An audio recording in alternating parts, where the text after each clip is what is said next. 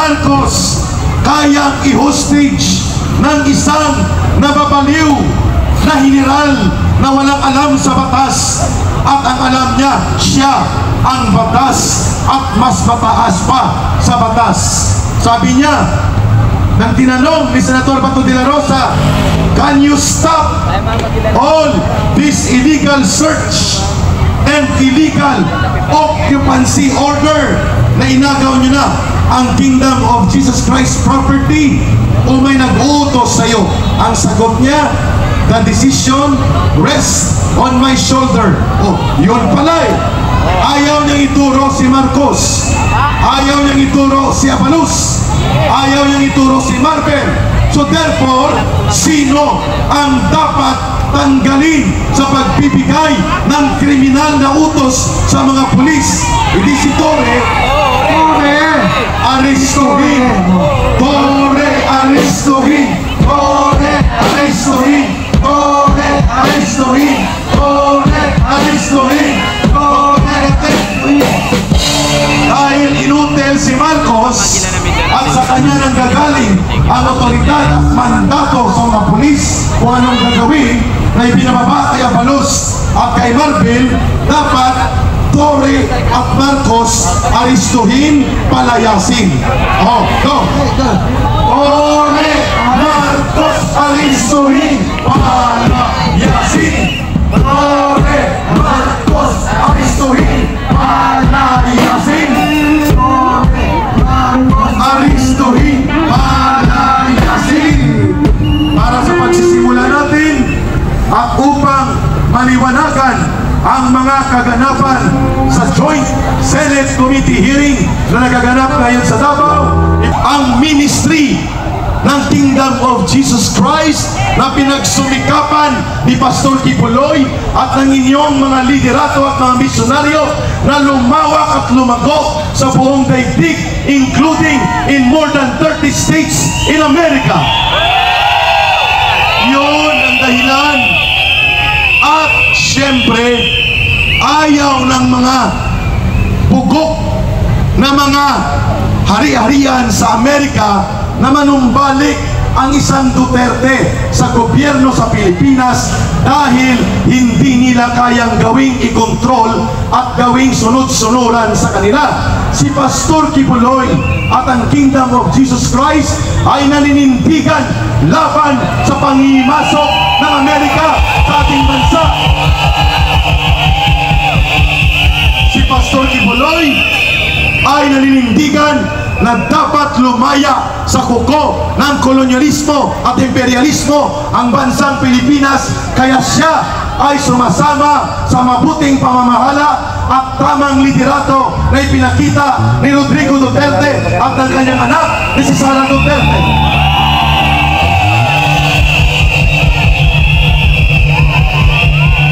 Si Pastor Kibuloy, ang Kingdom of Jesus Christ ay hindi mga politiko, pero kayo ay may tungkuling ayusin ang ating bayan, maging matino ang pamahalaan, at dapat ito ay naglilingkod sa kabutihan, kapakanan at karapatan ng mamamayang Pilipino. Exactly why you are supporting si Pastor Kibuloy sa kanyang advokasya for humanity at mabuting pamamahala na ipinakita ng mga Duterte. Hindi mali yun. Samantalang ito, si Marcos Jr., para mapanatili ang pandarambong at pagnanakaw ng kanilang pamilya at maibalik ang kanilang dinambong at tinakaw sa kaban ng bayan, nagpaalipin at nagpakatuta sa Estados Unidos, kung kaya nagkahiwalay sila ng landas ng mga Duterte at ni Pastor Kibuloy. Iyon ang totoo. At dahil dyan, ito ang kanilang ginawa.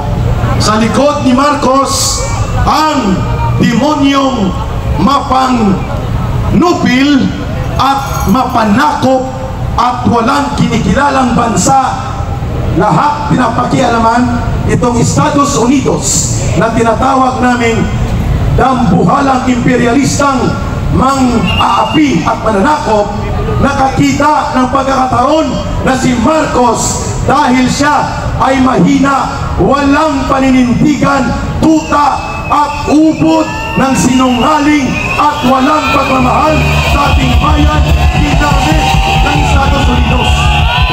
Iyon ang totoo. The bigger picture is being clear right now. What is happening in Kingdom of Jesus Christ kay Pastor Kibuloy is part of a bigger picture and a bigger agenda. And what is that?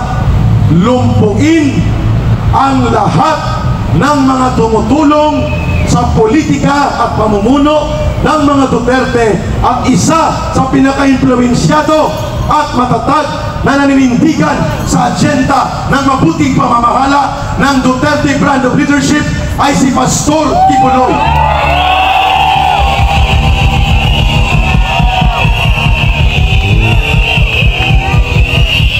Pero sino ang pangmatagalan at pangunahing target ng Estados Unidos at ni Marcos sa kanilang ginagawang pang-aatake, paglusob, pananakit at ginagawang state terrorism sa laboratorio ng kanilang martial law sa KOGC at kay Pastor Kibuloy? Sino ang totoong target nila? Si Rodrigo Duterte, si Sara Duterte, si Mayor Duterte, and anybody na kasama sa Duterte brand of political leadership. Ayaw ng Estados Unidos na makabalik pa sa poder. Kaya si Marcos gusto niyang bawiin ang ninakaw at dinambong nilang mga kayamanan ng ating bansa. Ginawa niya, isinangla niyang ulo ni Pastor Kibuloy at isinangla niya ang buong integridad at soberanya ng bansang Pilipinas.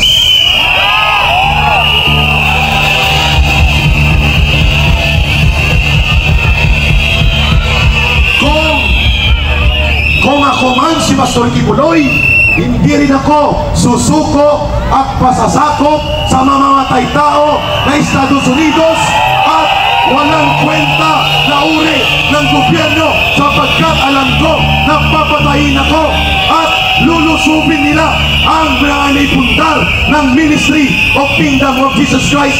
Tama lang ang desisyon na yan ni Pastor Kibuloy na umiwas pansamantala sa hindi makatarungan sa kalagayan ng hustisya sa Pilipinas.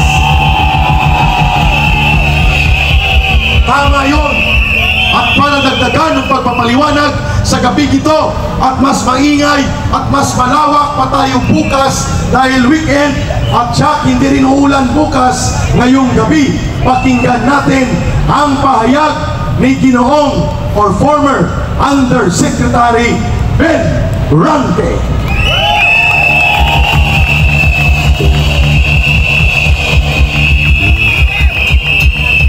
Tayo muna para buhaya tayo. Tayo.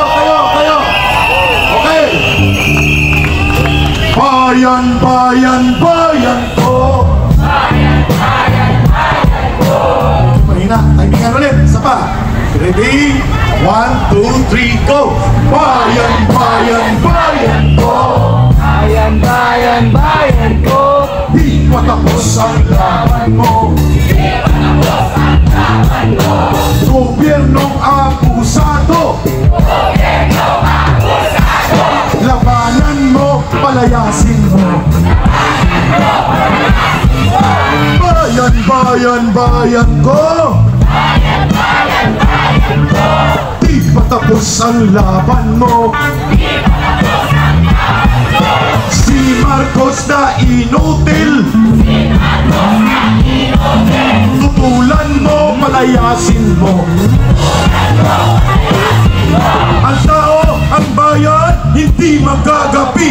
Ang tao, ang bayan, hindi magagapi. Ang tao, ang bayan, hindi magagapi. Ang tao, ang bayan, hindi magagapi. Ang tao, ang bayan, hindi magagapi. The people united will never be defeated. The people united will never be defeated. The people united will never be defeated. Mabuhay ang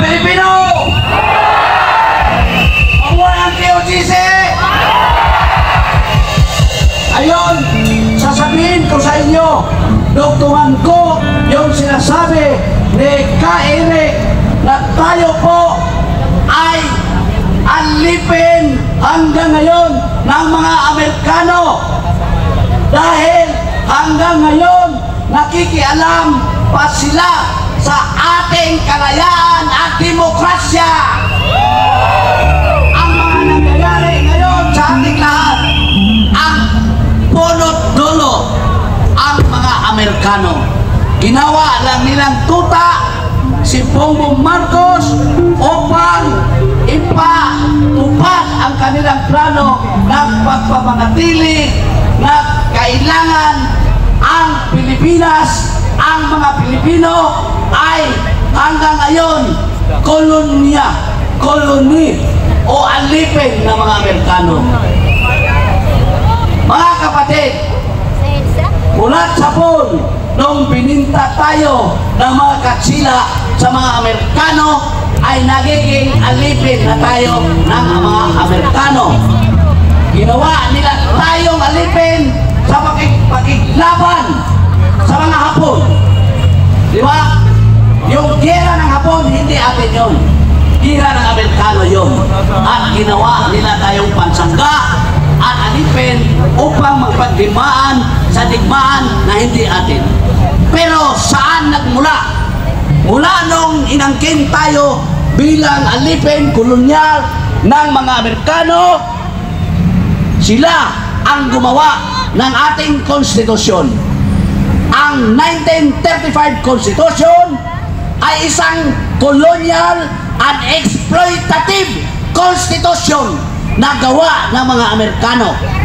Naglagay sila ng mga tuta, hinakot nila ang ating kayamanan at ginawa nila tayong alipin at gumawa sila ng mga sarili nating kapatid na mga oligarkiya na ginawa nilang mayaman upang magpaimulos kaya pa sa atong mga pahandi. Well, tapos nag-anam-anam, sumiklab ang mga aktivista, pakipaglaban sa kanila,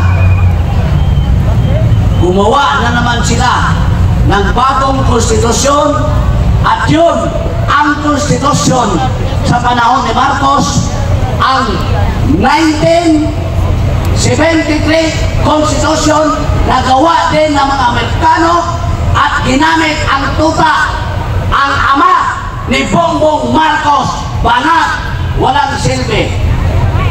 Paano nila ginawa yon? Dahil pumutok ang mga aktivista, ang mga katulad ni Kaire, ang mga katulad ni Kapiter, ang ginawa ni Marcos Jr., siya ang nagpapatupad. Ginawa niya ang 1973 Constitution bilang isang colonial, exploitative at coercive constitution dahil through batas militar inapi niya tayong mga Pilipino at yun po ay gawa ng mga Amerikano na ini-implement ni Marcos Jr. Ayun, nagpapatuloy ang pakikibaka ng ating mga kapatid na mga nasyonalismo. Ngayon, binitawan ng Amerikano ang kanilang tuta na ama ni Bongbong Marcos at nagkaroon ang mga Amerikano ng people power sa kanila yon kasi palayasin nila si Marcos Jr. Ngayon, nang lumayas na ang Marcos Sr., dahil lumayas na ang diktador, pinalit si Cory, sumunod si Ramos, sumunod si puro lahat yan mga tuta, ang hindi lang tuta ng Amerikano, si Rodrigo Roa Duterte.